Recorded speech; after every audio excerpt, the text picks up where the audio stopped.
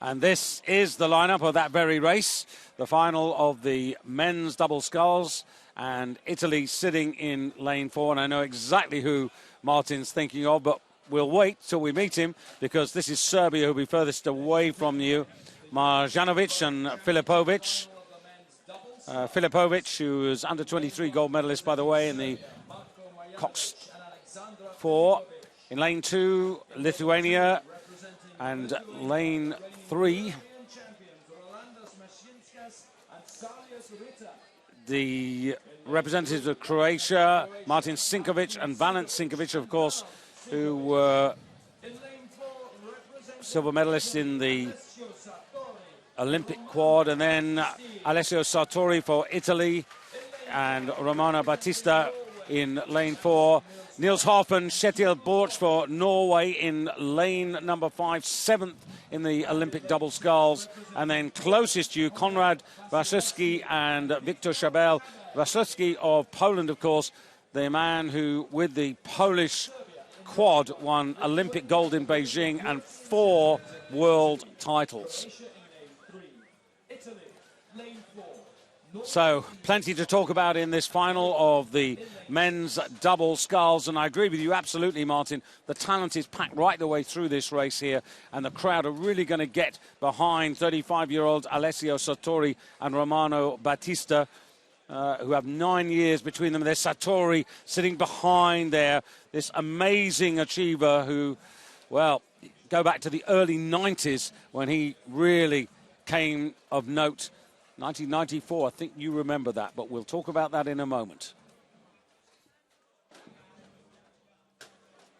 The final of the men's double sculls, and a good start by all 6 crews. Yeah, nice start from Italy, just squeezed off nicely, but well, we can see there, no surprise, concentrating on the Olympic silver medalists, but next to them, to their left, the Croatians, the Sinkovic brothers. Well, it's going to be a head-to-head between Italy and Croatia.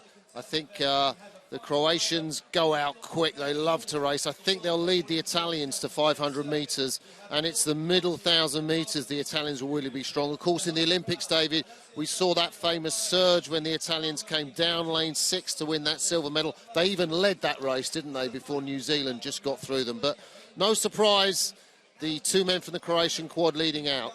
Don't rule out 2 from the top there. Those are the defending champions. That's Salius Ritter and Rolandas Mashinskas from Lithuania. They're in that sort of, I don't know whether you call it green or lemon racing strip, but they're 2 from the top of the picture, and they're right next to the Sinkovic boys, who've now got this decisive lead. These fine 22-year-olds from Zagreb, Olympic silver medalists, world champions with their teammates in the quad in 2010 in Carapiro.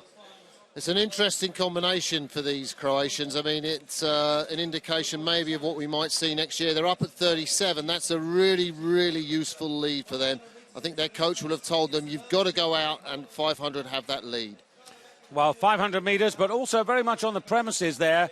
Poland, Konrad Wasilewski. Of course, one of the retirements from the Polish squad is Adam Korol, who was in that famous Polish squad. Yeah, absolutely. And the stroke of this double, I think Viktor Szabel is the fastest Polish single, but he doesn't really groove into that quad, which is why he was in the double, I think, in the Olympics. But at the moment, this combination, well, normally I think you expect to see the Poles come through in the middle. They're not really there on the start. Certainly that was the profile of the Polish quad. The Italians just dropping off the back of the Croatians a little bit. Now, Sartori in lane number 4. I mean, you know this guy amazingly well, because I remember him first when he came to Indianapolis for the World Championships in '94 with the Junior World Singles title. That was my last championships, and this massive guy arrived, and of course his achievements inspired Romano Battisti. But at the moment, we're looking at the Norwegians there, the Norwegian double.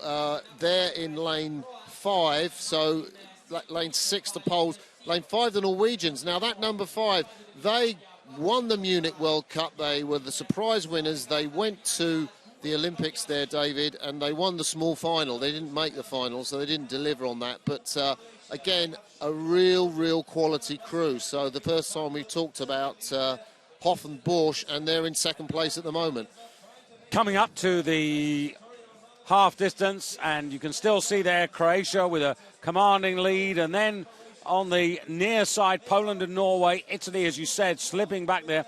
I think the interesting I thought the Norwegians a little bit underperformed during the Olympics there, particularly because after that performance in the World Cup where they really said to Olaf Tufte, don't think about getting in our boat. We are going to be the Olympic boat. Yeah, and Tufte, we've heard, is going to carry on. He's going to take a few months off and then carry on in something. But this is where the Italians need to be strong. This is where we're going to need to see the Olympic surge. The crowd will go wild if they see Sartori and Battisti do that same surge as the Olympics. We're looking for number 4 on the boat for the Italians. And at the moment, they're out of the medals, and it's going to need something special, David. I just think the amazing thing about Sartori, when he won that junior title, then came to Indianapolis, won the gold in the quad. But when you look at his career, Olympic champion in the quad back in Sydney, but in almost every boat class, he's won medals. You know, be it sweep or sculling, be it a pair, a 4 or an 8. And do you back them to get through the Norwegians? I think the Croatians are maybe out and gone now. I mean, that's 2 lengths. I don't see the Italians are going to beat the Croatians. That's a fantastic result from the 2 Sinkovic twins. If they can maintain that, they've got about 500 metres to go, 550 metres to go, coming up to the last 500. But the Italian charge is starting. Yes, it is, and there you can see, very interesting. On the far side there, Serbia. Then the defending champions, Lithuania, coming through, 500 metres to go. Italy actually in the bronze medal position, being headed by Norway. But it's quite a fight. Interesting as we go into this last 500 metres, who's got that little bit of extra oomph and desire and petrol in the tank. Yeah, the Croatians have been out in front the whole time, haven't they? They've led from the off, and at the moment they're up at 37. You can see they're starting to hurt. I think the bowman, Martin Sinkovic, he's the older of the younger of the 2 Croatian brothers. But there's the Italians now, absolutely. Now, this is where Romano Battisti is going to go absolutely ballistic with the rate to charge through, desperate for a medal. If it's not going to be the gold, edging up on the Croatians. I still think it's too much to ask for, but maybe not. And going with them, Norway, Niels Hoff and Kjetil Borch, and those 3 now fighting out this European final in the men's double sculls. And it is the Sinkovic brothers holding off the Italians, and the Italians gaining on them. 200 metres to go. 44 strokes a minute. Battisti and Sartori, they're going absolutely ballistic. I don't think there's enough time. We've got about 150 metres to go, but every stroke they're edging back. Yeah, but there's still half a length to the good for the Croatians as they come right in front of the grandstands here. It's Croatia who, as you said, have led through the entire 2,000 metres. Italy coming back, but they're not going to catch them. They're going to go and take the European silver, but the gold goes to Martin and Valent Sinkovic, who crossed the line ahead of Alessio Sartori and Romano Battisti, with in 3rd place Kjetil Borch and Niels Hoff for Norway. That was a fantastic race, a brilliant, brilliant competition for the real sort of crews of the highest quality. Well might Valent Sinkovic raise his arms there, because for them to hold off the Olympic silver medalists by, half a length. And here you can see Norway coming in, and at the top of your picture, furthest away, Serbia, Lithuania, the defending champions, and they just, Lithuania, I think, get the 4th place ahead of Serbia. Well, the Lithuanians finished 6th in the Olympics. I mean, this was an amazing field. And these 2 guys, Olympic silver medalists themselves. I mean, the contest between 2 silver medalists, the 2 silvers from the quad, the 2 silvers from the double. And really, they had what it took to stay ahead of that Italian charge. 45 strokes a minute was what I clocked to Romano Battisti in the last 250 metres. It looked on for 3 or 4 strokes, but really the Croatian margin too much to make up. And they are honed so well, this Croatian double. They've sculled for so long in the quadruple. They do a lot of training in the double. Just desperate for the finish line, wasn't he there?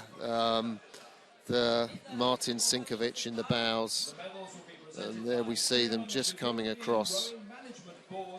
And Martin Sinkovic, the younger of the 2, raises his arms.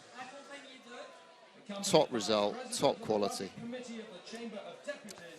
And confirmation of that result, 6:14 the winning time, 0.25.